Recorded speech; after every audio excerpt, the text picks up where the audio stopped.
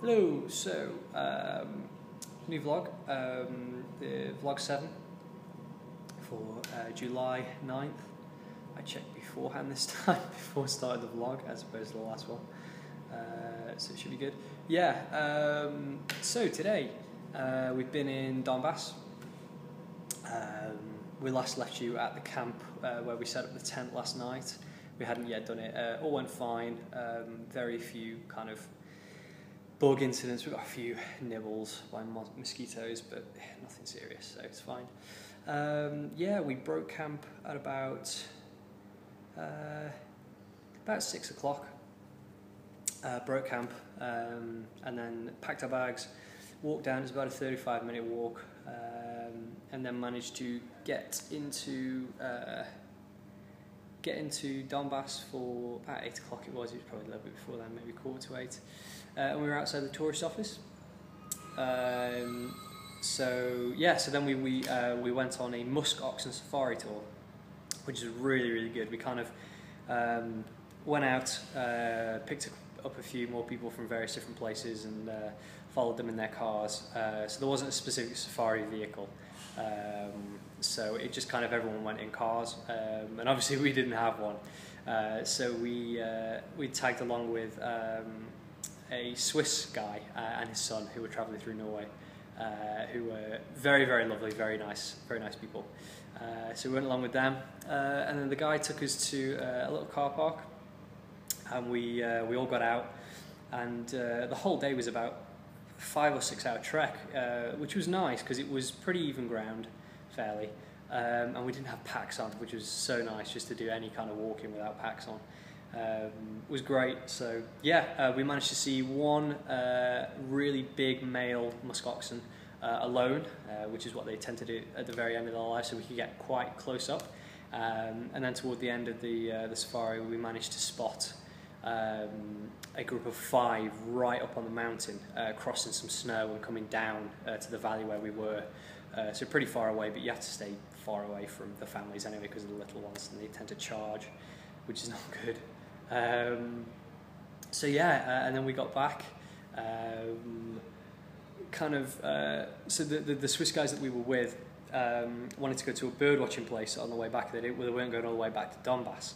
So what happened was the tour guide had our bags in his car, in his van, and then the Swiss guys dropped us at the entrance to the bird watching place. So this is all agreed beforehand, and then the tour guide came back after a while and picked us back up from that spot,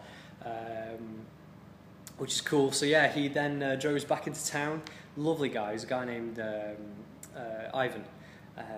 And chatting with him, and we were talking about like plans and whatever, and he's a lovely guy, like really loves what he does, loves the musk oxen and stuff, which is great. Really likes nature and stuff, so we got on really well. We were just chatting on the way back. We were just chatting about plans and stuff, about what we were doing, and so he showed us a couple of sites just on the way back, because he was in between tours. He had another one at sort of 7 o'clock, and it was probably about 5:30, 6 o'clock. So he was just kind of showing us a little bit of Garanga. There was a really nice camp spot that he showed us, actually, that would have been really useful last night, but it was a way down a really steep hill as well, which may not have been the most ideal thing to try and walk up, with the packs at least anyway, but it was beautiful. It was right down by the river, so yeah, that was cool.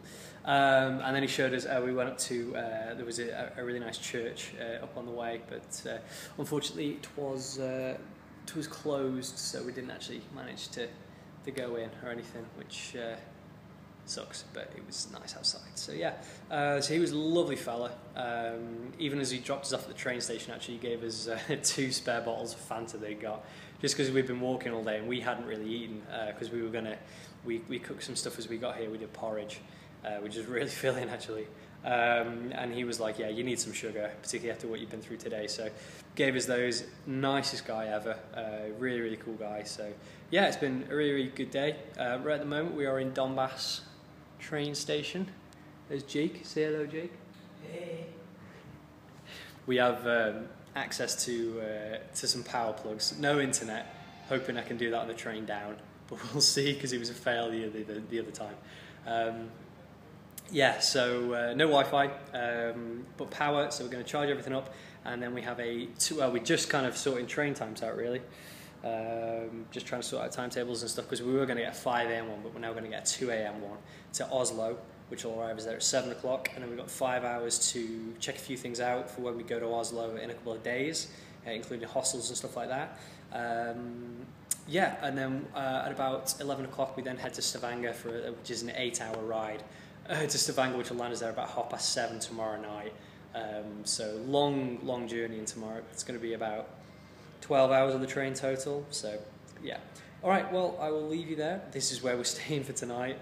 We're just going to try and stay up till 2 and then sleep on the train. So it's about 9 o'clock now, so we've got about 5 hours or so.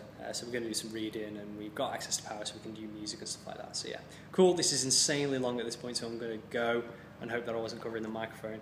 Alright, yeah, see you when I see you. No.